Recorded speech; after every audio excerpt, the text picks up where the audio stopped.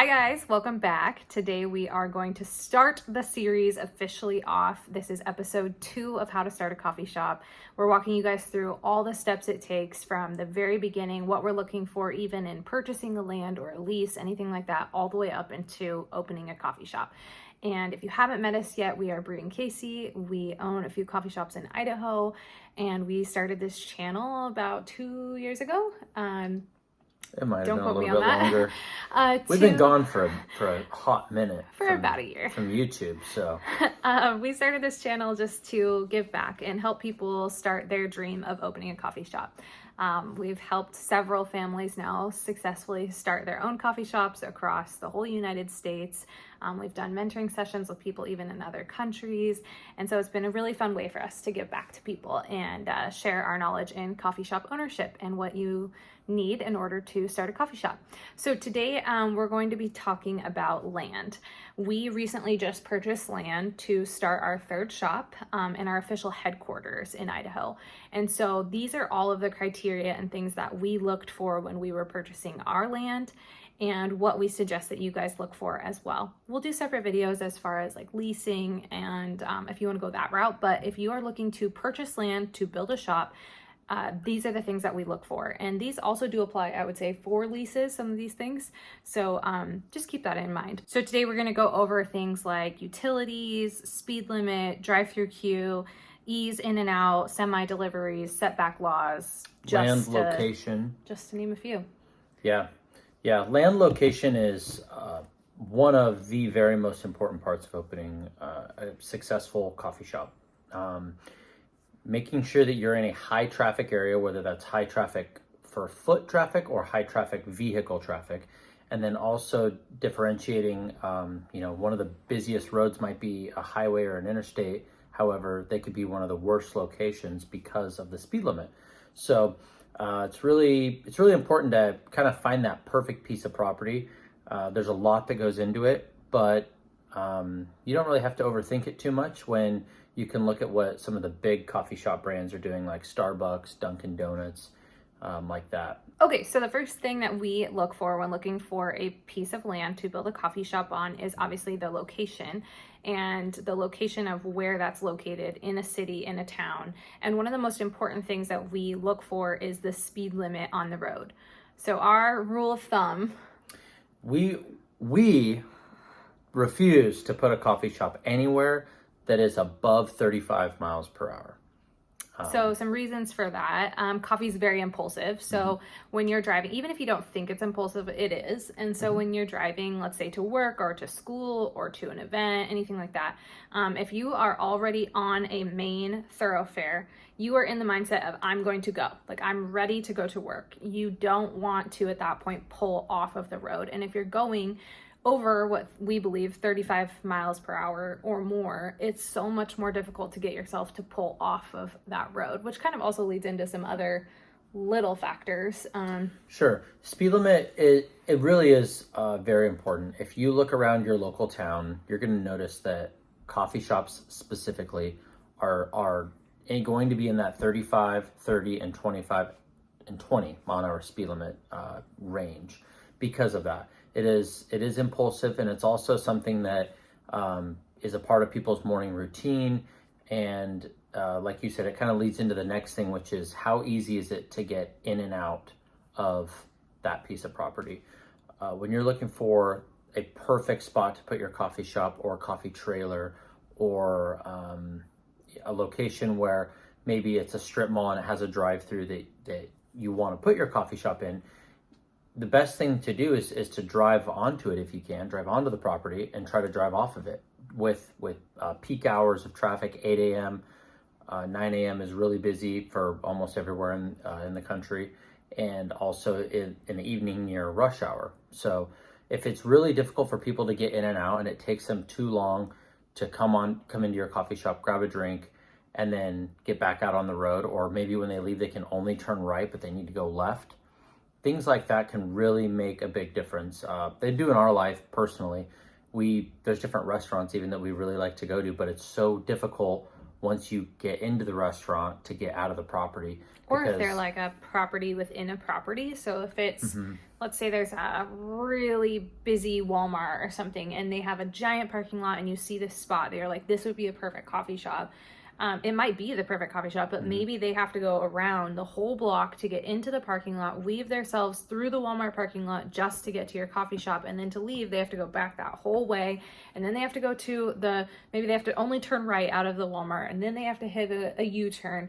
It's like your customers who want to come to you every single day, it's going to be such a turn off for them because truly they can't turn off to get into your coffee shop. And so that will be something that they will avoid going to yours, or maybe we'll go to a competition who are easier to get in and out of. Yeah, it's not always getting out that's the hard part. Sometimes getting out's easy, and sometimes getting in is the difficult part. We've noticed that with a lot of different coffee shops and restaurants in general, where you're driving and they don't let you turn left in there. You have to like go down, go to a stoplight, do a U-turn, and come back, and then turn into the property.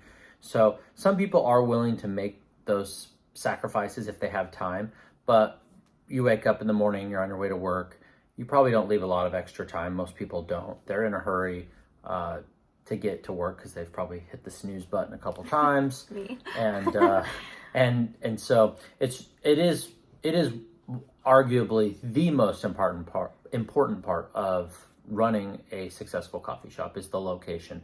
Yeah. Our coffee shop works really great on this street. If you moved either of our locations one block backwards, which is technically a residential zone, but if you just brought it one block off of the main road, we wouldn't be in business. So one block makes that big of a difference. And so for instance, I guess something before we move on to the next point that we look for is, let's say that there is a main highway that everyone goes on to commute. There's one in a nearby town of ours that we looked at. And so that road itself has a higher speed limit. It's pretty much bumper to bumper traffic. It's difficult to get on, difficult to get off. Once people are on that road, they just want to go to work. And so what we looked for then was a big side thoroughfare where all of the residential houses poured onto that road, which then gets them to the main road. So we're trying to catch those people as they're coming out of their residences, their apartment complexes, houses, all neighborhoods, pouring onto this street. It's still a very busy street, but it's a slower speed limit.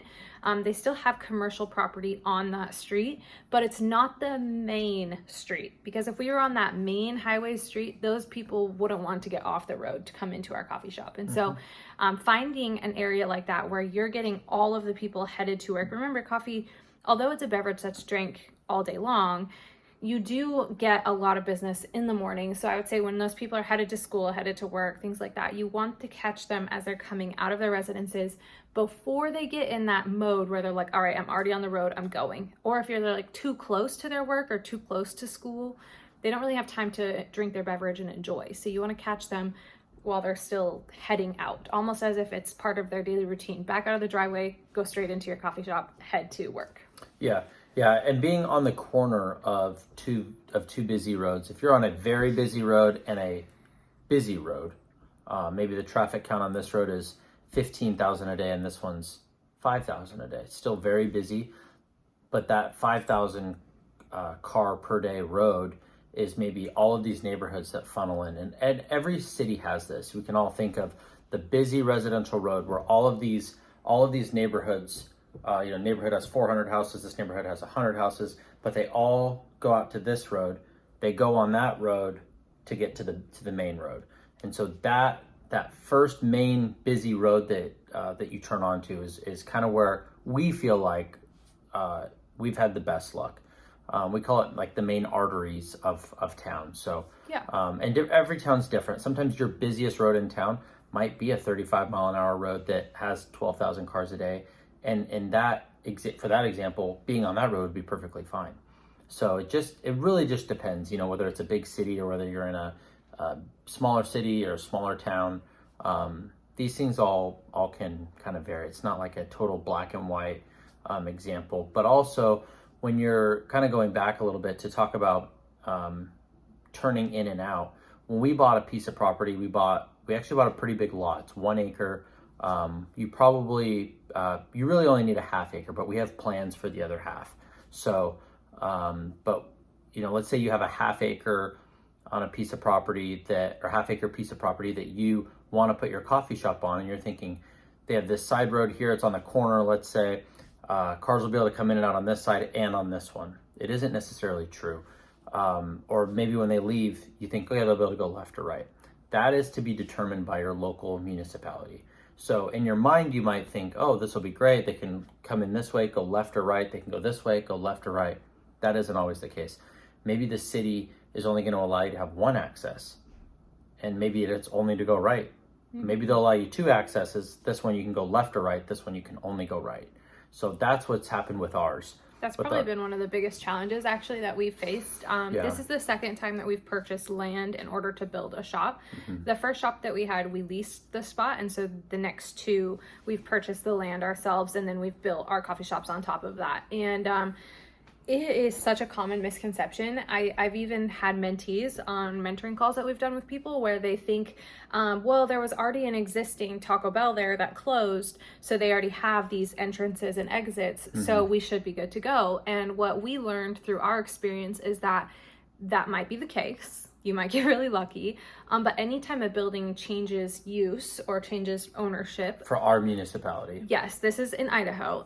In Idaho, if we change ownership or change the use of that building, Idaho Transportation Department or the city has the ability to shut down those entrances and exits.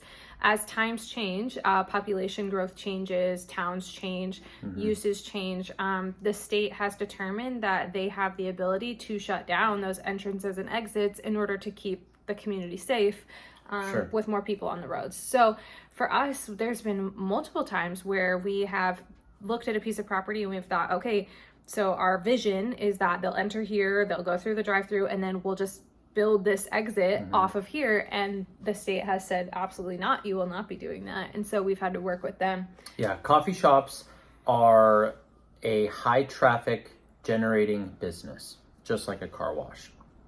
They are two of some of the most difficult businesses to get approved in certain areas of cities. Probably fast food restaurants too, I'm assuming. Yeah, anything with a drive-through that's going to be high volume is difficult because, you know, you can take a piece of land that, let's say it was a half acre, had this really old, let's say it had a bank on it, and you're going to take this bank and turn it into a coffee shop.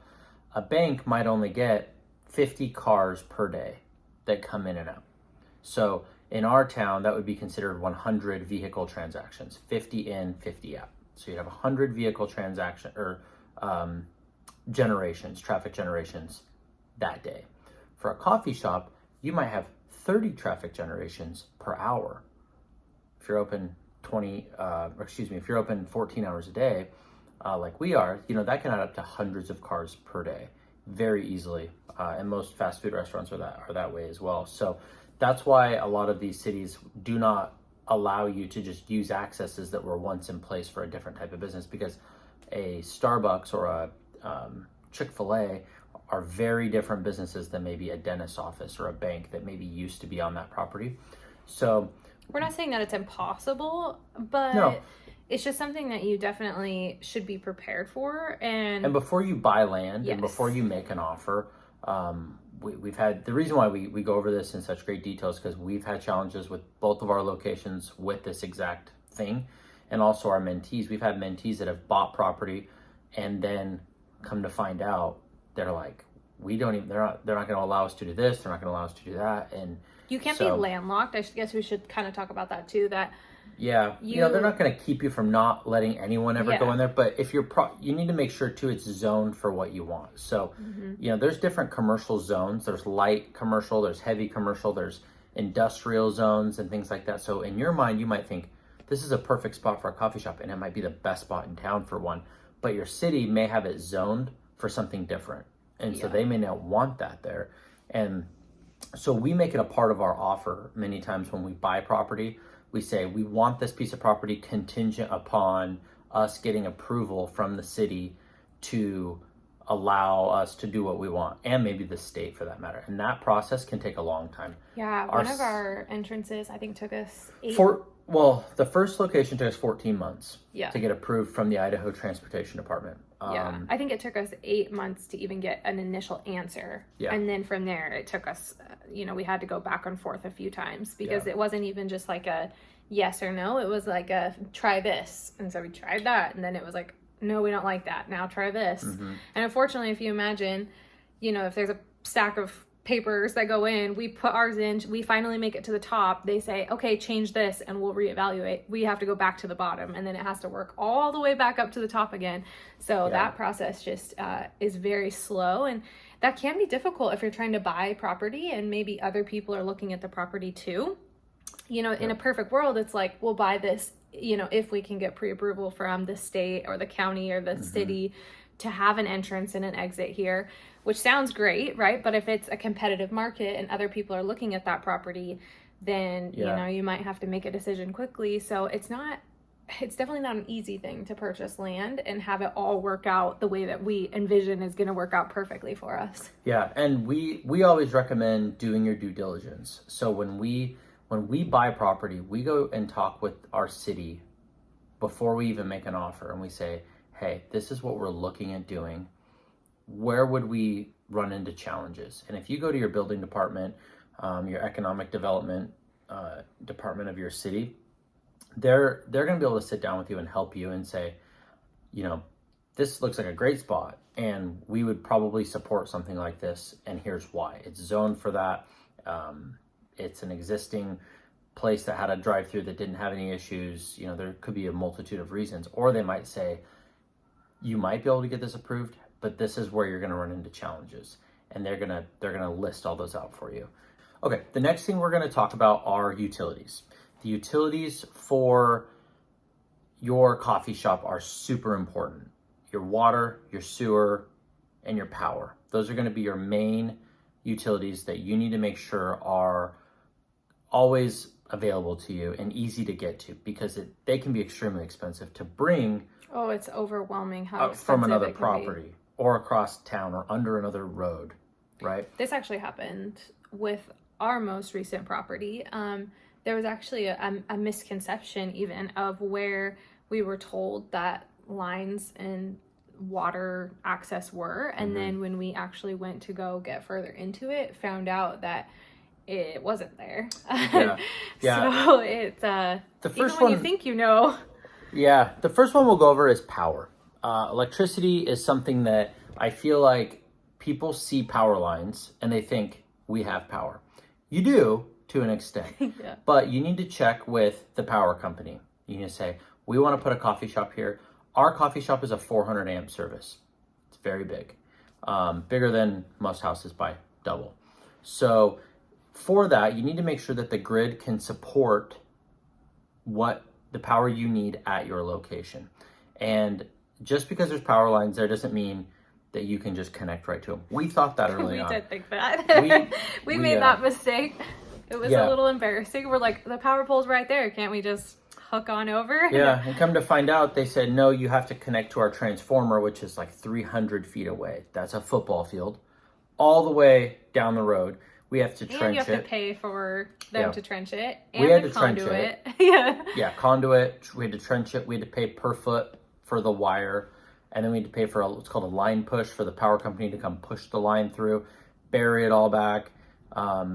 It went in, actually, the power that we needed to get to had to go through another person's property. So we had to go in, trench it, put in the conduit, do the line push, bury it, and then, make it look nice again for that landowner. Do you have to have a utilities easement to do something like that too? Utility easements are something that you want to make sure, it's available to do. Most of the time, if you need power, they're going to find a way to get it to you for a price. Sometimes you get really lucky and you're like, this is where we want to put it. And the power company says, that's perfect because there's a pole right there. You can just connect and you're done. Sometimes it works. It has not always worked well for us. And it's a very expensive, Oopsie. Yeah, it's a large expense that we were not accounting for when we were, building our first location. We're like, okay, we have a little building. We knew what was going to go into that, the power, the water, the plumbing, the equipment, all of it that went into the structure. But then when it came to like connecting the power, there's hookup fees from the power company. There's all sorts of things that we thought, well, it'll probably be like $500, and it was thousands of dollars. Yeah, so, way more than we initially budgeted for. It was a lot more. So power is something that you want to go to the power company and figure out, if I put this here, how hard would it be to get power to it? These are conversations that are free. They're not going to charge you to sit down. And they're conversations you should be having before you're signing a lease, before you're purchasing land, before you get too excited about building your shop, because it could literally be the difference between a $500 hookup fee or a $10,000 power bill. And to get hooked up to power, that doesn't include the power you're going to need inside your shop, the electrician work that happens inside the shop. We're just talking about the land itself and getting connected to utilities. Yep. The next thing would be water. Fresh water, city water typically is where most people are going. Some people are in areas where they do a well and maybe they're on a septic system or something like that.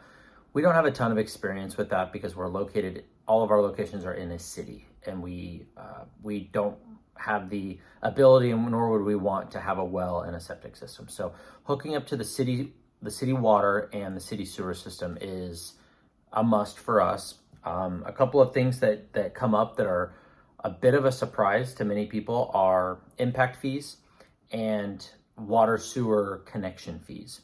Cities have different names for these fees, but basically in the city that we live in, if you want to hook up to the city water, it's a certain dollar amount, and if you want to hook up to the city sewer, it's a certain dollar amount. And this is just the permit to do so. It's just a piece of paper that says you are allowed to connect into our infrastructure. Yeah. And that doesn't include any digging or actually connecting. It's just a piece of paper that says you're allowed to do this. Yeah. So that for our town, between the water and the sewer, is approximately, I think it's around $7,000 or $8,000 for that. Some cities might be $15,000. Some cities might be $2,000. Yeah.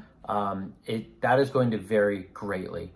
And the area that we live in the high desert, so water is an issue where we live. Therefore, water is more expensive. Mm-hmm. But there's certain places where water is very plentiful, and maybe it won't cost that much. But it is a fee that typically most municipalities will charge you for just the piece of paper, and then you have to start doing the trenching and the running of the water lines and things like that. For us, you go to our city, we say, hey, we're wanting to put a coffee shop here. We've already talked with the power company. The power company says, yep, you can hook power. You know, it would take this, this, and this. You'd have to put a pole here or whatever. Maybe they'll give you some approximate cost. Then we go to the city. We want water and sewer. Water, they say, okay, let's pull out the map and look, where's our nearest main water line? Our nearest main water line is 75 feet away approximately from your property. So what we're gonna have to do is you're gonna have to trench over and then tap into our water line. The water line might be 4 feet deep. It might be 8 feet deep. Water lines typically are not very deep. They are more than the freezing level. For us, I think it's like 4 feet plus for a main water line to get to.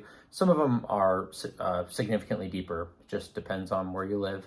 But the deeper they are, the more expensive it is to dig and trench and things like that. And correct me if I'm wrong, but I think what happened with ours is that the original water line we were quoted for actually was a smaller water line. Like it couldn't handle the amount of, like, to tap into that wasn't necessarily like the main, it was kind of like a sub.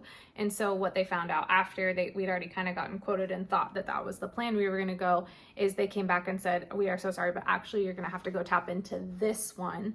And that one was on someone else's property and was like a whole other path. And so the cost for us kind of doubled essentially to like have to trench longer, we had to get permission, we had to get like all these things in writing and stuff that allowed us to hook up onto that other water line. Yeah, and that's where you start thinking, well, I know there's a main water line right here. We'll just connect into that. Well, that main water line might already be like at capacity. It might already have as many people as it can handle on it. And maybe they won't let you tap into it. So they're going to make you go further. Things just to consider. The cities will be able to tell you this.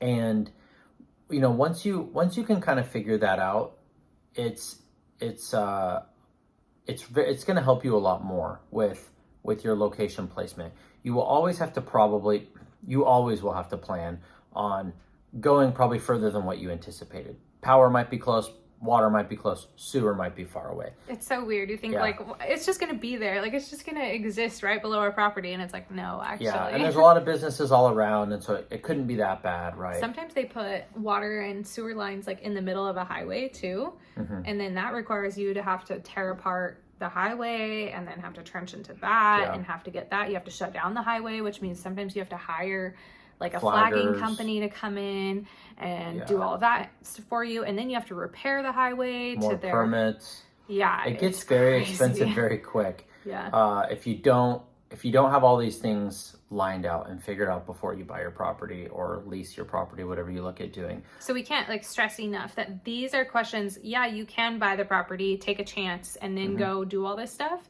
But we're trying to save you from purchasing a piece of land that's not going to work for you, or it's going to be triple your budget because you didn't realize ahead of time that you were going to have all these challenges. So this is where, you know, in our experience with doing these mentoring sessions and things with people, is that we go through all of this stuff and it's so much eye-opening things for them that they didn't realize. And so when we talk about helping save people money, this is what we mean, because we're able to tell them from our experience these challenges we've had. I mean, we've been the ones to pay the piper, you could say, and like have to pay these things because we didn't do our research ahead of time before buying a piece of land. And we've gotten pretty lucky with the properties that we've bought. Although we've had some higher expenses or we had to trench further than what we maybe wanted, it could have been a lot worse. There's other properties in our town that if we wanted to build a coffee shop on, it would cost 4 times as much to get the utilities there, to get the infrastructure in place to do what we need to do.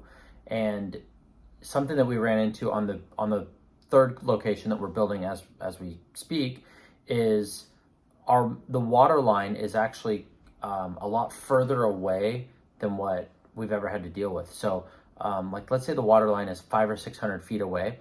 If we need a 2-inch water line coming into we need a 1-inch water line coming into our coffee shop, the longer distance you have to travel from a main water line and connect that line all the way to you, the longer you have to travel, the bigger the pipe has to be. I did not know this. I had no idea. Didn't have a clue. So we thought, we'll just run a 1-inch line the whole way. No, you have to run like a 2 or a 4-inch line the whole way, and then you can go down to a 1-inch, into your building. Which obviously costs more. Yeah. The line, obviously a 1-inch water line is going to cost a lot less than a 4-inch water line. So there's a lot of factors. That's where your contractor starts to really help you kind of learn some of those things that we didn't have to deal with on the first 2 locations. Now we have this third location that we're building, and we had this issue, and I had no idea that the longer your water line is from the main, the bigger the pipe has to be. And there's a calculation to that where a water engineer typically gets involved and helps you figure that out. The last thing for main utilities, is going to be sewer. Sewer lines are probably the most difficult utility that you need to figure out, because water lines are pressurized. And so if the line's 600 feet away, you can get water there. As long as you're not trenching through roads and stuff, but you could figure it out. Even if you had all the money in the world, you could get that water to your property. Power, same way. You can run power lines for many, many miles. And so if you had the money, you could make it work. A sewer line has to have grade. It has to have a slope. And so if you put your building here and then your sewer line's 100 feet away, to connect a sewer line, it has to run from your building underground. It has to run downhill to the main. Let's say that the main is only 5 feet deep and it's 100 feet away. You may not be able to get enough slope for the sewer to actually make it to that line. So there are actual properties. This would probably be a very rare situation in a city. Especially a bigger city, this would not be an issue, but a smaller town that maybe isn't very developed on a part of town, it could be extremely expensive. Or maybe the sewer's only on one side of the street and you want to build on this side of the street. You're either gonna have to bore under. I think you can bore under for a sewer line. It's not rocky. But if not, you're gonna have to tear up the street, drop your line, it would be extremely expensive. And this is stuff I truly like. Even just listening to you talk about it, I'm like, I know I've heard you mention this stuff, but it's such an eye-opening thing for me as someone who, I feel like in our experience with opening coffee shops, I've been more of like the visionary, like the shop, the drinks, the recipes. But then when I hear you talk about all of this side of it, there's so much that goes into this, and so much just, we haven't even purchased the land yet per se, right? Like as far as this whole conversation has gone, if you're taking notes and you're writing down all the things that you need to be looking at, this is why we're starting with this step. This is why we're not starting with building your menu or coming up with your coffee shop name. We haven't even found a location yet, and we're starting here. And I feel like it's okay at this point to feel a little bit overwhelmed, because it is a big step and you're making a really big decision right here. But hopefully that this video and the following videos that we have planned for you guys will truly lead you down that right path of finding the perfect spot for your shop. And it's so much more than just, oh, I think this would be a great spot because it looks nice, or I like this side of town, or I like this spot. There's so much more to it. Like you're talking about, the utilities alone could be the difference between being able to open and not being able to afford to open. And if you jump the gun and purchase the land before you find out if you can even have what you want in this spot, like that could cost you so much, you know, and then you're stuck with a piece of land that you're trying to sell because it doesn't work. And if it doesn't work for you, it might not work for someone else who's looking to buy it too. Yeah. And another thing with utilities that people, I think, oftentimes forget to look at or think about is, if you have a half-acre square piece of property that you bought and you're going to build a coffee shop on it, what if 30 years ago they ran the main sewer line right through the middle of the property? Where we live, and most municipalities will not allow you to build directly above or on top of a main water or sewer line, even if it's 14 feet deep. Because if that main breaks under your building, how would they fix it? Yeah. You know, when a main water line breaks, they have to dig this massive hole, fix it, and then put it all back. So the land that we bought has a sewer line running through the entire side of the property. However, we are fortunate enough that it runs right inside of our property, parallel with the sidewalk.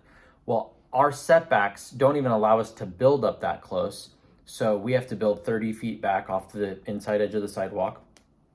And so with that, our sewer line will run and we'll just connect over, just maybe 20 feet over, connect to our building, and it's not a big deal. But if they would have run that sewer line years and years ago, or a main water line right through the middle of our property, you may not ever be able to build anything on it, because the city says, well, we put that line in there a long time ago and there's an easement. If there's a water line, there's going to be an easement 99% of the time. So years and years and years ago, they may have just allowed that. The owner said, yeah, you could just run it right through that property. They didn't see the value maybe in the property. They didn't know that it was ever going to be... that the town was going to grow. And that would be that it would be a high desired piece of property for what he wanted to use it for. He didn't care because he didn't want to put a building there. But now somebody does. Yeah. And so that's another thing too. When you do find property, you look at the deed, you go to your title company and you start looking at the documents that are attached to that property, the deeds, obviously you don't want any liens or anything like that, but the easements that go through. Maybe the neighbor has an easement to drive through, or maybe there's a utility easement. There's usually always going to be some sort of an easement on most commercial properties for power, water, or sewer. Garbage too. Yeah, alleyways. We've run into that on our first location. It had an alleyway coming through the backside of the property, but it had been vacated. So that helped us that it had been vacated. Although we kept the alley open, we could have just essentially closed the alley off. But it caused some, I hate to use the word drama, but it caused us some issues because people had questions about what were they allowed to do, and we've been driving on this alley for these many years. Do we own it? Is it an easement? There's power in the alley. If the garbage truck goes through the alley every day. Yeah. So if we close off the alley, where's everyone's garbage? They're gonna have to figure out another way to do it. It was easier to leave the alley open in that case. And it worked for us. Yeah. And so it's just, there's all of these different things to consider. And some of these things don't apply to you. If you're opening a coffee trailer or a coffee truck, and you don't need a water line or a sewer line because you're going to have it contained inside and you're going to run a generator for power. Or maybe if you're a food truck or a coffee truck or a coffee trailer, maybe power is your only concern. Like, I'm okay hauling my water, my gray water, my black water, my fresh water, but I need power. I don't want to run this generator. It's too loud. Then you need to make sure that you know that you can get power to you too. So it's kind of it applies to some people and it doesn't apply to others. If you're not looking figure out what in this video is going to be applicable. Yeah, because if you're not building a coffee shop from the ground up like we have done for ours, then these don't apply to you. Actually, three gone, or third time now. Yeah. So it's applied to us all 3 times, but other people may just lease current spaces that already have water, sewer, power in a building, and so that then we start diving into more location and how important your location is, which will be another video. But you mentioned talking about setbacks, and I think that that's something important to kind of talk about, like what is a setback and how important that is and how that affects the location that you choose. Yeah. So a setback is a distance from a point that a city or a state or county will determine where they begin their measurement. Sometimes they'll say, our measurement is from the center of the highway to your property. There's a set distance that you cannot build any physical permanent structure within so many feet of the center of the highway. So for example, if the center of the highway to your, let's say to your sidewalk is 20 feet, and then it's another 40 or another 20 feet beyond that is maybe 40 feet, then they would say a 40-foot setback, you couldn't build anywhere from the center of the highway 40 feet. If you had a tape measure and you put it out to your property, there can never be any sort of a permanent structure that goes within that threshold. That can be very important when you buy a narrow piece of property, because sometimes the setbacks may not allow you to build up where you think, oh, we have all this land, it's, X amount of feet deep and this many feet wide. Well, the piece that we bought is very wide. It is not very deep, but it was more than deep enough for our setbacks that we needed. But if our city would have said, you need a 50-foot setback or a 70-foot setback, our property, we would not be able to build anything on it. Yeah. Because our land is very long, but it is not very deep. It's a rectangle. So something to consider too is if you're on a corner of 2 streets, the setback from here and the setback from here make your lot much smaller. There's a lot of your property that can never be developed. No town that I have ever seen is going to allow you to build a building up to the sidewalk. Yeah. There's a reason why when you drive down the street, commercial buildings, other than downtown cities, right, where the building goes to the sidewalk. Usually like a lot older, like, old downtown, or even some I've even noticed in bigger cities, the sidewalk is significantly larger though. Yeah, the sidewalk might be 15, 16 feet wide. Yeah. And then the building starts. But those are the only times that you're going to see buildings go up to a sidewalk, unless it's a very, very old town. But now they want to make sure that everyone has plenty of room, that the buildings sit far off the road so people can see when they look down the road. Or if they're planning on expanding like a highway or a main road with growth, like they want to make sure that they have the space to be able to expand. If they need to add 1 lane, they might take all of the, through eminent domain, they might take 15 feet from these property owners and 15 feet from these property owners and widen the road 15 feet each way. Yeah. And so they plan for that, I think. And, but there are towns that have 150, 200 foot setbacks. Even in Idaho, in the bigger part of the cities on really, really busy roads, they want their buildings kind of like a Walmart. They want the building to be way back, and they want all of that to be parking lot, and then the road sits up here. They don't want you to just pull into Walmart and have the building be right there. And Walmart obviously needs a lot of parking, but things to consider. That goes back to talking with your city, county, state about these restrictions, because they're going to be the ones to pull out that book and say, okay, your property is zoned, commercial 1, C1. Okay, C1 restrictions say that your building has to have this setback. It can only allow these types of businesses. Maybe coffee shops in your town are considered C2, commercial 2, and our town might be commercial 1, and they all have different restrictions. And sometimes a coffee shop might fall under C1 and C2, but maybe having a drive-through puts you in C2 and not C1, or vice versa. So you have to figure out what you want and make sure you explain that to your city, county, state when you go to talk with them and say, this is exactly what I want to do. Because if you just say coffee shop, they might say, oh, you can put it anywhere commercial. But if you say I want a coffee shop with a drive-through, they might say, no, that's only allowed in this part of town, or these certain types of lots or types of zoning. Yeah. So to say that the stars really all have to align, they really do. There are so many factors that are make or break when you're doing this. And if you can't get power to your property, you're done. You're not going to be able to open, you're not going to be able to open your coffee shop there.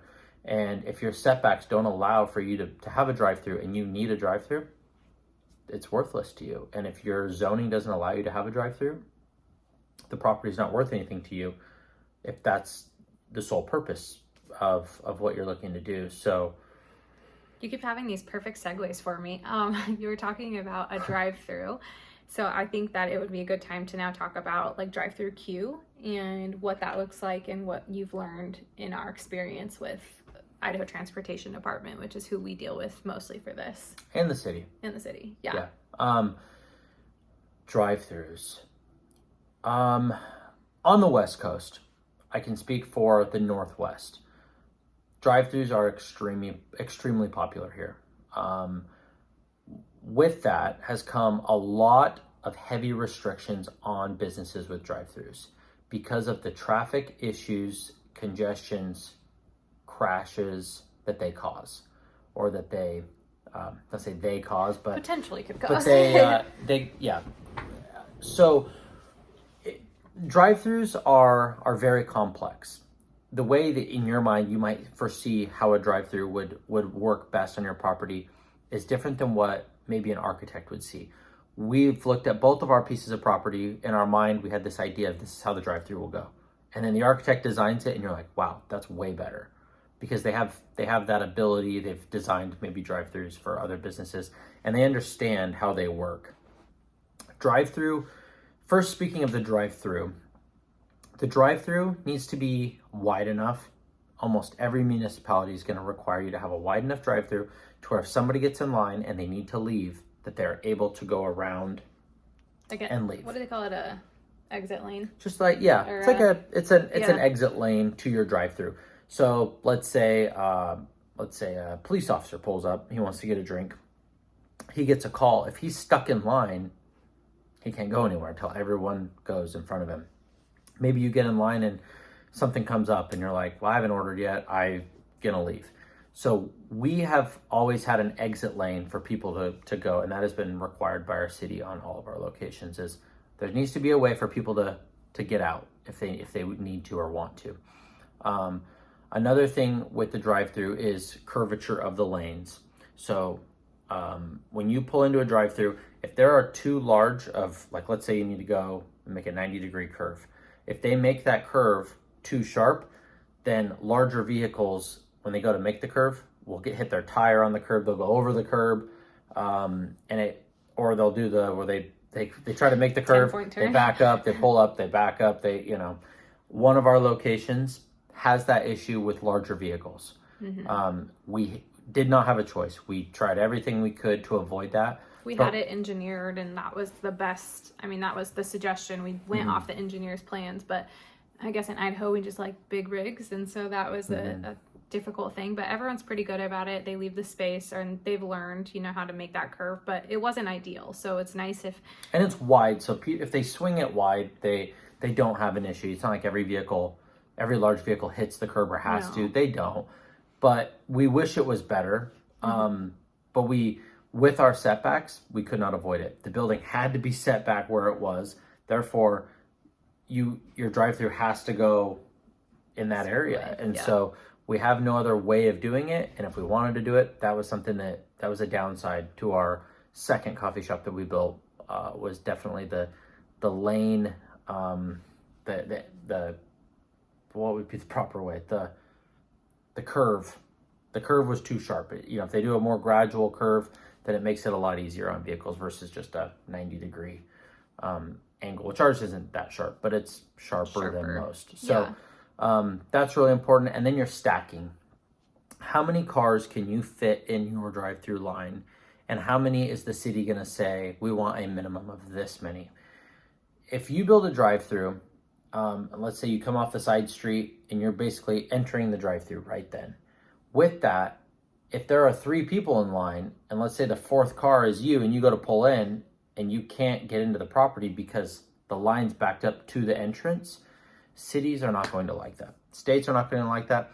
And as a business owner, we don't like that because now you're blocking traffic trying to get into our parking lot, and it's a hazard, and it could be perceived bad. And so our new coffee shop we're building can hold like over 20 cars, 25 cars I think in line, and we're doing a double lane, similar to what many McDonald's have done now, or Chick-fil-A. There's 2 lanes that merge into 1 lane at the window, which allows us to hold twice as many cars.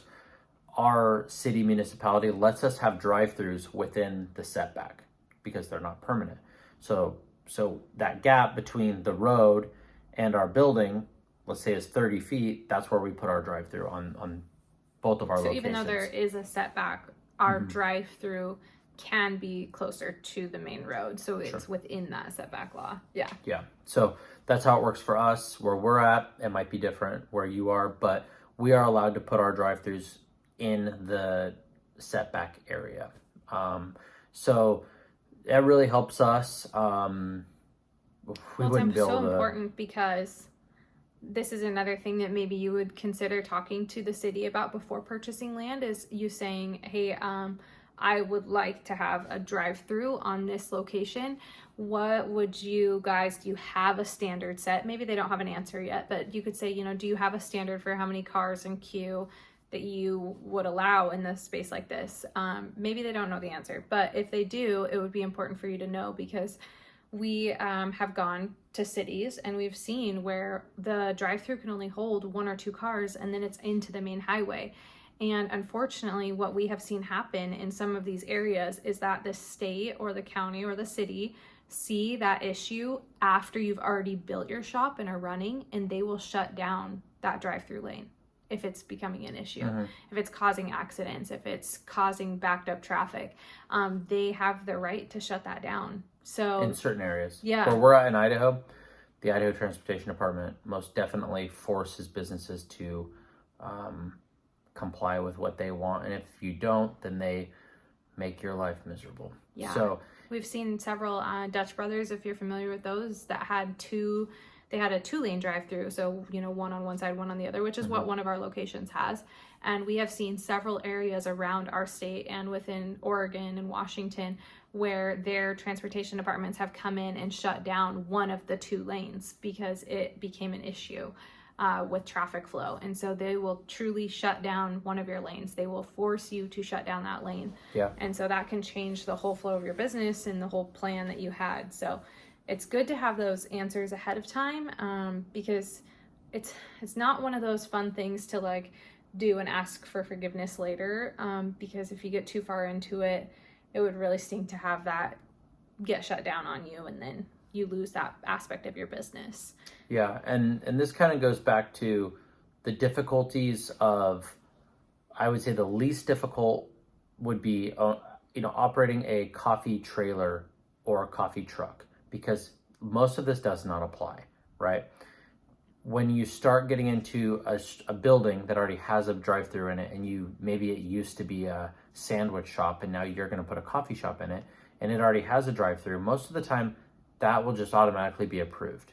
Especially if they've already complied to the setback laws and there's already a building there, there's power, there's sewer, there's a drive-through. The drive-through, you could ask your city, hey, this used to be a sandwich shop, now we want to make it into a coffee shop and use the drive-through that's existing. Is that okay? Most of the time I think they would say yes, because that drive-through was approved years ago. Chances are greater than not that would work for you as well. So it gets really challenging when you want to build like we have done, where you want to take a piece of dirt and build from the ground up. because that's where all of these things really come in. So there will be more videos that are more for coffee trailers, coffee trucks, and also those who are looking to just lease from a building that's maybe been there for 5, 10 years, 20 years. Yeah. And you want to put a coffee shop in it.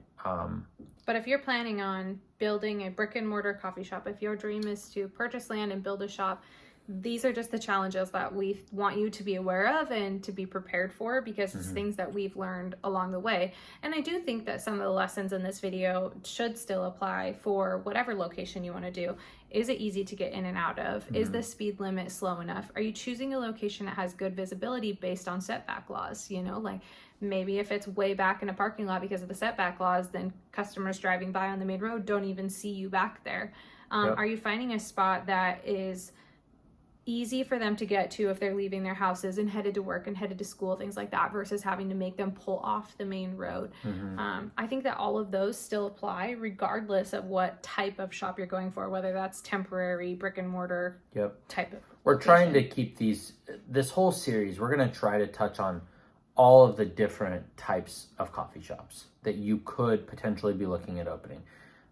We've helped all different kinds. We've helped coffee carts, coffee trailers, coffee trucks, $2 million brand new buildings that are on a piece of dirt that they're looking at buying. So we want to make sure that we can help all of you and be as vague but also as detailed as possible through this process. But like she said, I mean, there's so many of these things that you should consider, even with a coffee trailer. Some things are not, maybe don't matter, like water if you don't need it. But other things, setbacks even, sometimes cities may not allow your coffee trailer or coffee truck to be within that setback. Yeah, just depending on the area that you're in. Yeah. And if you're going through this process and you're wanting to open a coffee shop, and let's say that you have, 4 or 5 places picked out and you want help, we would be happy to help you guys look over those spots. We can look, through Google Maps and things like that, and help you with the phone calls that you need to make. We've done that for several people, and so we're more than willing to help if that's something that you'd like our help with. But we hope that we're giving you the tools ahead of time so that you can make these phone calls yourself and get all of that figured out. Yeah, it's the part of your business plan that's called due diligence. It is so important, and I can assure you, you will, if you are looking to build a coffee shop from the ground up, you will never ever find a piece of property that does not have any sort of restrictions or challenges. You will always deal with access restrictions. If you don't, great, you're going to deal with sewer line, location, water line, power line, setback. You're going to deal with some sort of an issue. There's no perfect piece of property. We're like, yeah, I bought this property and the sewer was right there and the water was right there and the power was right there. If you have, let us know. We'd be so curious to know. Because even the big guys deal with it. Yeah. I promise. And that's why, like I said, like going back to what I said earlier, if you are wanting to build your own coffee shop, if you're wanting to open a coffee shop, we have to start here. We have to start with finding the location and getting these questions answered, because when you're doing your business plan and you're working on how much money do I need in order to start this coffee shop, like we've just showed you, you might get so lucky and have power right there and have water right there. And maybe your city's permits are pretty cheap compared to other places. Maybe you live in an area where the permits are very expensive. Like he said, you're trenching for how far long to get hooked up to water and power and all these things. Or you buy the piece of land and then find out you can't even have an access on it. So we actually need to get these questions answered before you even can budget for how much you need to start your coffee shop. So when people come to us and they say, hey, so how much money do I need to start this coffee shop? We're like, okay, let's go way back. Like, we can't give you that answer. We can try ballparking, but even that doesn't work. We can't even help you find the answers until we do this homework. I promise there are so many places around the country where if you had one road and you wanted to build on this side, but you could also build on this side, 2 exact lots, one on this side, one on this side. This one could cost you $50,000 more than this one before building is even there. Because of placement of utilities. Yeah. It could even be more than that. It could be $100,000 because maybe the sewer line's on the other side and you have to tear up the road and do all sorts of things that would cost an absolute fortune. We want to keep you guys from making these mistakes. We've gotten lucky on a few things. We've bought in properties, we've done our research, but then we maybe didn't dive too much into it, and we found out, oh God, thank goodness that sewer line. We knew there was a sewer line close by, but it's actually like close, better than what we thought. It's actually within our easement, and we can't build there anyway, but it's like only 10 feet from our building. It's just going to be perfect, you know, versus the alternative, which is making a very costly mistake and buying a piece of property that the owner may not disclose those things. They may just say they've not even done the research to know what is possible or not possible. Yeah. So. And other people that we have mentored, I've noticed that in towns that these coffee shop drive-thrus are not very popular, they tend to allow more because they haven't experienced because they haven't experienced what people in the Northwest have gone through. Most municipalities in the Northwest region of the United States are very familiar with coffee shops. They're very familiar with the issues that come with them, traffic being the biggest one. And so, there's other towns that are like, oh yeah, you can do that, no problem. We don't care. Yeah. And that's great because that's how cities develop these rules and these laws and these ordinances that they put into place. Our city has become much more restrictive in the last 9 years. Since we started. Yeah.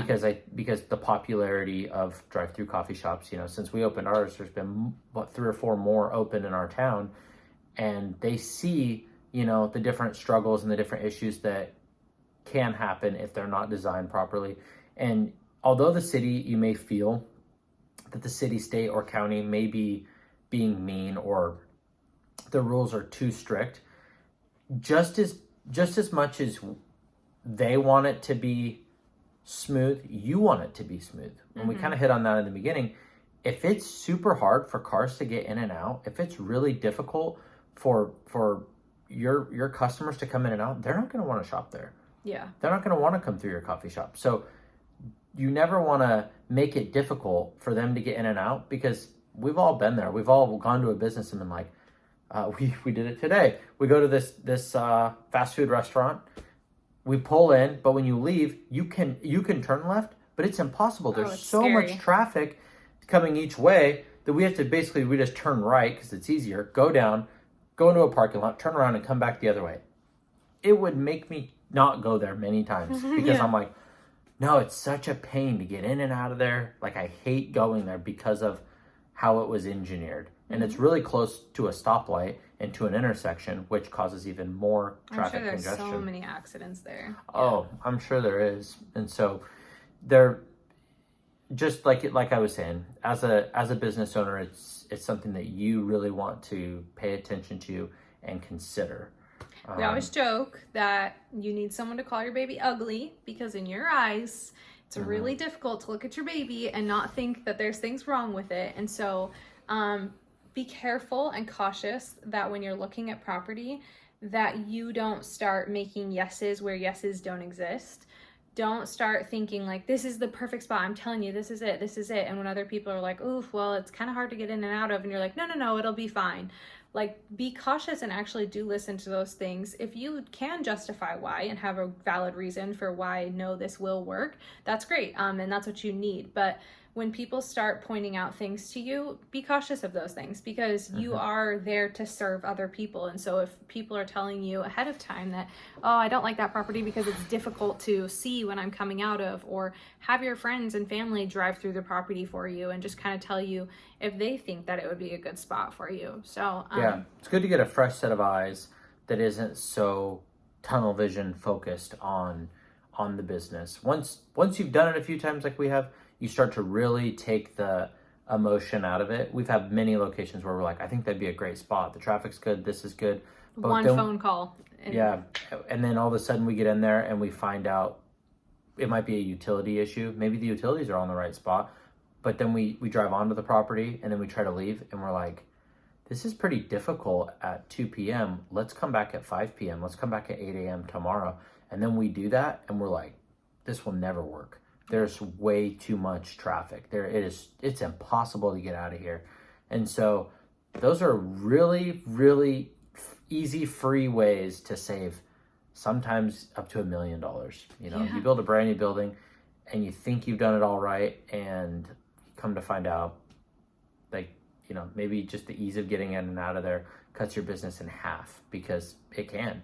Yeah. There are very successful companies out there that have closed simply because the location just didn't work out very well. And so that's what we're here for. We're here to save you guys money and help you, and heartaches, help you guys through this extremely time-consuming, difficult process of building a coffee shop from the ground up, if that's what you guys so choose to do.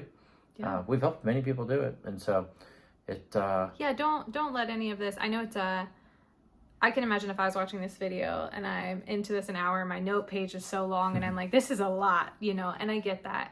It is a lot, and that's why everyone might have the dream, but very few actually execute it, because I think once people start really diving into the nitty-gritty of what it takes to make this location happen, I think it's eye-opening for people to see that it's not as easy as maybe you think, like, I'm just gonna open a coffee shop right there. Like, okay, there's so much to that, but it's possible. That's what I want to say, is that it's not impossible. We've done it now. This is our third time within the same town. Every time we do it, it gets a little bit easier because we already know the challenges we're going to come into. We already know the things we're going to face and what we're looking for and what, you know, we can deal with. And so we're just sharing that knowledge with you guys. And like Casey said, we are in Idaho. We don't know what your state might require, what things they might say you need or don't need, but hopefully we pointed you in the right direction during this video and allowed you a starting place so that you can make those phone calls and figure that out.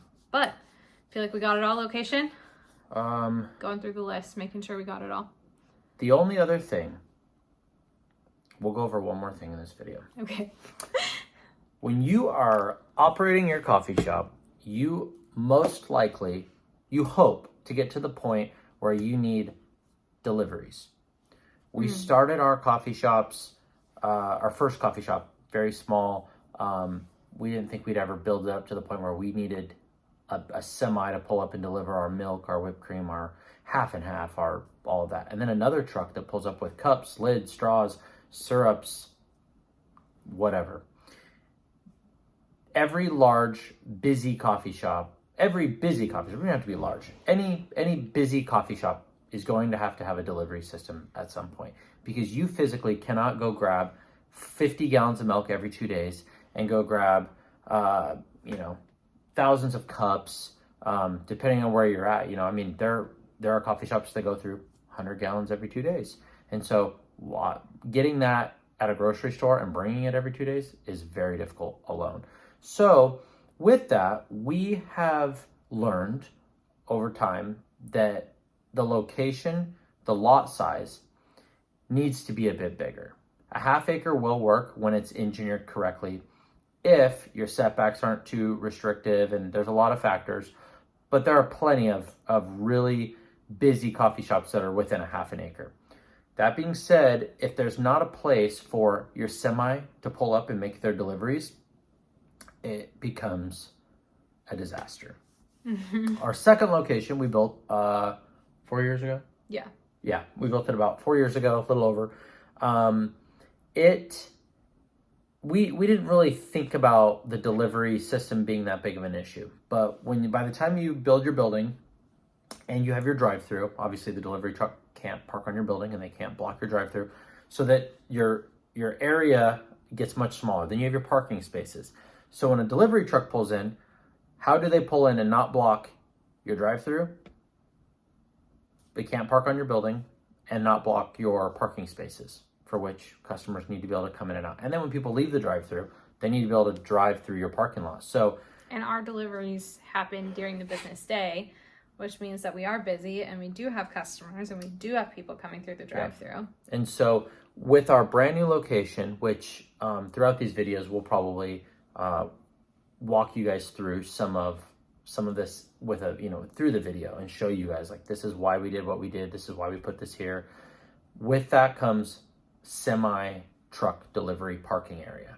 We have a designated spot where they can easily turn, they can make the turn, right? That's a big important part with a semi. They need to be able to make it onto your property and then be able to make it out of your property without doing a U-turn or backing out into the road or anything like that. So there's a lot that goes into this, and having a place for a semi to park their truck and unload your supplies and take them either into your coffee shop, or maybe you have a separate storage building on your property like we do, like a storage shed or something to put dry goods in, cups and lids and things like that. It's very, very important. And it took us this third location to finally figure that out. And the reason why is our first location is a little coffee shop in a big wide open parking lot with other businesses back behind that are set further back. So we never had that issue. The semi would pull up and make our deliveries, and they had so much land. It just is a massive parking lot. It just, it's never was an issue. We built our second one, didn't even think about it. Major issue. So now that we're building our third one, we don't have a huge, massive area, so we had to make that dedicated spot. And with that, finding a place to put not only where the semi can pull in, park, and pull out of the parking lot, are they in a position where when they unload, they can easily just walk the things to wherever you need them. They don't just drop them in the middle of your parking lot and walk off. Typically, they're going to bring them inside of your coffee shop or over to your storage shed.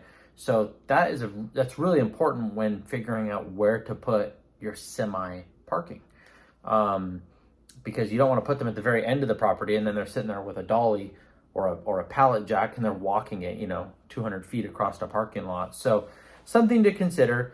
Doesn't seem like much of a big deal.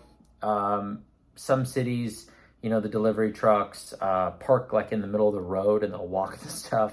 Can park on the side of the road. Yeah, off side streets and stuff. But our city doesn't allow that. And our shoulder of the highway or of even the city streets, the side of the road, which is where people, park when they're broke down or whatever, it's not wide enough to park a semi. The semis kind of hang out into the lane of travel.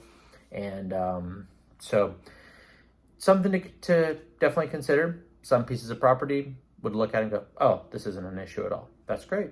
Yeah. For ours, the last two, we definitely, the second one, we had a lot of issues, still have issues with. We'll have issues with it forever because it's done, it's built. It's already built. Yeah. But it does cause us problems. It causes customers, when they're making that delivery, they might only be there for 15 minutes, but we might help 20 customers in that 15 minutes. And people are driving in and out. It's busy. Of course, they don't come at 5 a.m. when we're slow. They come at 10 a.m. when we're absolutely slammed, and everyone has the same idea to get coffee. So things to consider. With that, I think one more thing. This is another kind of the same deal, is your parking lot. If you're going to have a coffee shop, you have to have a place for your employees to park at a minimum. Yeah. If you have a lobby, if you have a place where people are going to come inside, you need to have adequate parking. Most cities require a certain amount of parking spaces. Sometimes it's based on your square footage of your building.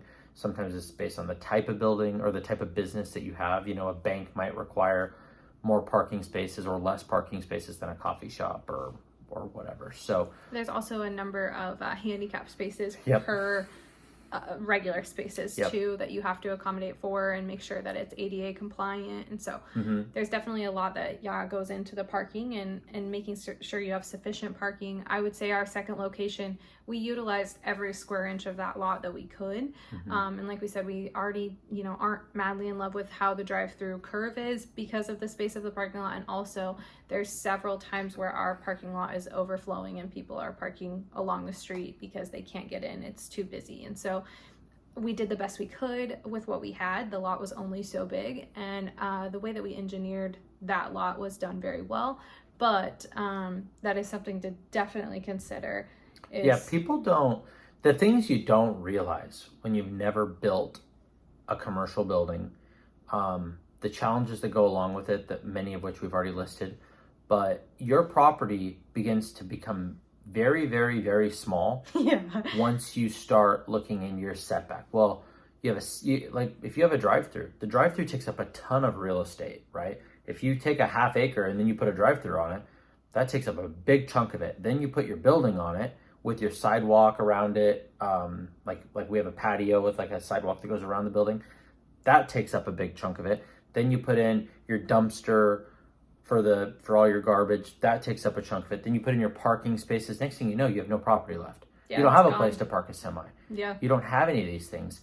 And so that's where we say, you could do this in a half acre. You can make it happen depending on your building size. If you keep your building around or below 1,000 square feet without a lobby, or maybe 1,200 square feet like we did, but then you really start running into those challenges. Yeah. You start wanting more land. And with that too is stormwater retention. That's a whole other topic to probably go over. But when you go to these properties, when it rains, you can't just let your rain run off your property into the streets. It has to go into these drainage swales and things like that. So those take up a lot of real estate too. We lost a lot of parking because we had to have these big, it's just river rock that just they had to dig them very, very deep. Yeah. I mean, I think that is super important to talk about really fast. I know we keep saying last thing, but it's so important. This is how quickly, right, that these things come up.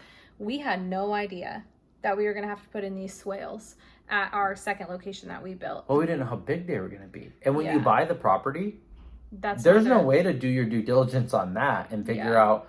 Until you hire an engineer and have them engineer the parking lot. You're kind of rolling the dice. You are rolling the dice. We've rolled the dice on all of them. We're like, well, hopefully when we do our, when they do the soil perk test, when they dig a hole and fill it with water and figure out how quick the water drains, that's kind of what determines how deep and how big your swales need to be. Which can't you do a soil perk test? Sometimes like the property owner will allow you to do one of those tests, but and they're not always. Like they have to agree to it because you're just in the market to buy the piece of dirt. They own it, but a lot of times they will allow you to do that test prior. Yeah, and that is something that will decrease your risk. Do what's called a perk test, where the water percolates through the soil. If it does it very quickly, that would mean that your swales don't have to be as deep or as big. If it takes a long time for that water to go through the soil and to perk into the ground, then that means your swales have to be bigger and deeper. And so we have like our the second location we built where the people park, where our customers park.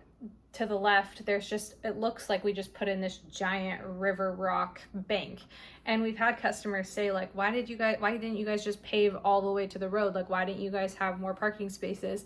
And it's funny because it's like in a perfect world, we obviously would have, but we didn't know that we were going to have to put in these swales and stormwater retention. And so that was a requirement for us. Oh my gosh, I just thought of one more thing.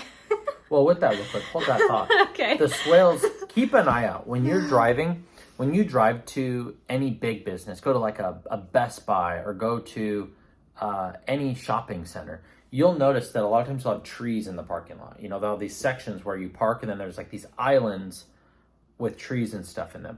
A lot of those are, or maybe there's just grass, these grass spots all around.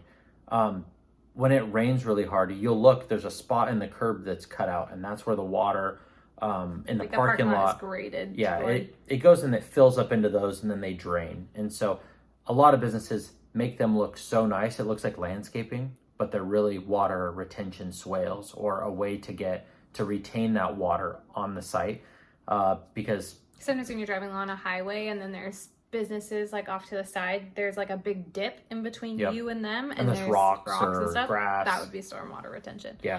Okay, are you ready for my next one? I'm embarrassed. The third last thing. I know. Something we ran into, this really happened to us, which is why I share it, is that we purchased a piece of land. We knew it going into it, but this is important because it ended up costing us significantly more money. Can you guess? What cost us significantly more? Everything cost We were in a floodplain. Oh, yeah. So what happened to us, and we knew this was going to happen. We knew it purchasing the land, but we didn't necessarily realize how much of an impact it would make for us. But the piece of land we purchased for our second shop, the one that has kind of the tight drive-through and the big water retention swales, is actually located in a floodplain. So a few things. Along with public school houses, like floodplains are very commonly built in. Yes, but there are challenges to that. Yes. So what is the exact number you have to build? Well, these change, right? So over time, these laws and these things change, and it depends on where you live. For where we live, I believe that our building had to be built 1 foot 1 foot above the floodplain. And depending on how low your lot sits on the road, the neighboring lot next to us might have kind of sit up a little bit higher, so maybe theirs isn't, they don't have to do as much. I did not know this. I did not know how extremely expensive it is to bring dirt onto a lot and compact it and build the lot up. I guess it sounds expensive. I just didn't. I thought taking dirt away would be expensive, which it is, but bringing dirt in is much harder. Yeah. So yeah, I mean, you would think like, oh, having somebody remove a bunch of dirt off your property is like super expensive. Yeah, it can cost a lot of money, but bringing dirt in is way more expensive because they have to go grab the dirt from somewhere, bring it in, dump it out, and then they have to compact it. And smooth it. And then they have to bring more in and compact it and bring more in and compact it because you can't just bring in all of it and compact it all at once. You have to do it in layers because you don't want to put a bunch of dirt down and just barely compact it or, not do a very good job. Then you build your building, the ground settles over time, and that's where you start getting cracks and the building, starts shifting. That would be very, very bad. So with that, we had to build our second coffee shop that we built about 4 years ago above the floodplain. It looks like it's on a mini mountain. It just sits because up it higher. sits high, and when you come into our parking lot, you have to drive kind of up a little hill yeah, to get into like the drive-through and the parking lot. And I know customers were like, "Why did you do that?" They just don't understand the challenges that we faced. And in a perfect world, we wouldn't have done that because a lot of the businesses that built around us that are older, that have been there, that were kind of grandfathered in, they didn't have to adhere to the current laws about building a foot above the floodplain. That is really difficult to say. So they're, next to our neighbors, we are like up on this hill, and it doesn't probably make sense to people. And like I said, ideally we would not have had to do that, but we did. And so that's something that ended up costing us a lot of extra money when we were building our coffee shop that we didn't necessarily plan for. We learned quickly when we were buying it. They're very open about the fact that it's within the floodplain, but that's a part of that. When I say research your deed, go to your title company and figure out what are the challenges with this property. You can start checking off some of these things that you're never going to have to worry about, which is great, right? Like you might walk in, they're like, is this in a floodplain? And they say, no, it's not. Perfect. That saved you thousands of dollars. Yeah. Could be over $10,000, depending on how big the lot. Could be even a lot more than that. So that's a plus, right? Nobody says, I want to buy a piece of property that's in a floodplain. Yeah. They want it out of the floodplain because they know your insurance is higher when you're in a floodplain. It costs a lot more to build in it. The restrictions are a lot higher than they were even 10, 20, 30, 50 years ago, back when they just didn't care and parking lots flooded all the time. This is why over time cities have become so restrictive as to what you can and can't do. It's because they've seen the problems and now they're trying to avoid those problems from happening again. And so, maybe we'll work on like a total checklist.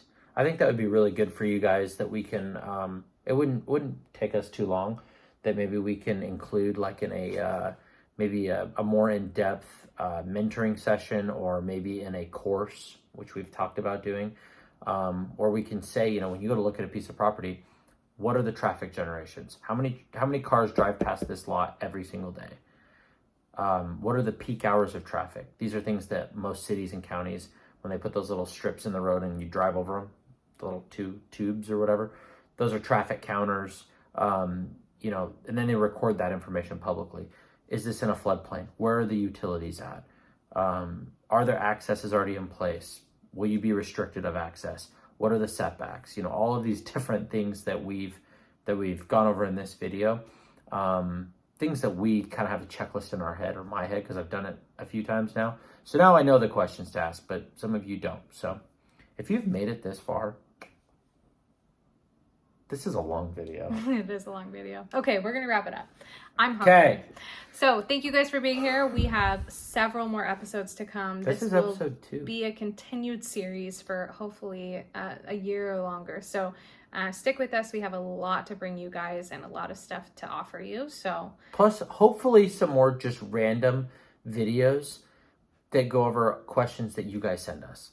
Yeah. Send us questions on our... You guys know we love our Rumble Strip Rambles, so... Yes. If you followed our channel, we used to do those more often. We're going to do those more often. Okay. We are. Okay. We're making that. We're going to do it.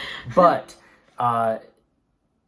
yeah, we're really excited. And I would like to do some more, like, just videos, too, that go over when customers, when you guys send us questions, that maybe we can just do, like, a Rumble Strip Ramble video, or we can just pop up our camera and be like, hey, we've got like these 4 questions, we're going to jump on and go over them with you guys, and just make some kind of random videos in between these segmented episodes.